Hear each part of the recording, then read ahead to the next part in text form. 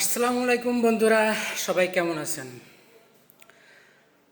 Saudi আরব প্রবাসীদের ক্ষেত্রে আমি দুটা গুরুত্বপূর্ণ কথা বলতে আসছি। যারা হুরুপ্রাপ্ত, কফিল থেকে যাদের হুরুপ্রাপ্ত, তাদের বর্তমানে সৌদি সরকার সাধারণ ক্ষমা ঘোষণা করছে। তাহারা ইচ্ছে করলেই যে কোনো জায়গায় কাফেলা হতে পারবেন, তলব দিলেই অ্যাকসেপ্ট হয়ে যাবে।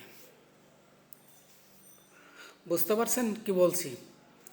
যারা হুরুপ্রাপ্ত তারা যদি কোথাও কাফেলা হতে চান বা তানাজুল হতে চান তাহলে হতে পারবেন, এতে কোনো বাধা নেই।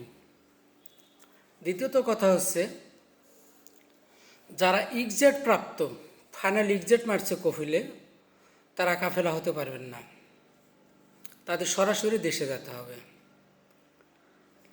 ট্রাভেলসের সাথে যোগাযোগ করি সরাসরি দেশে যেতে পারবেন। আশা করি বুঝতে পারছেন। ভালো থাকবেন সবাই। ধন্যবাদ। আসসালামু আলাইকুম।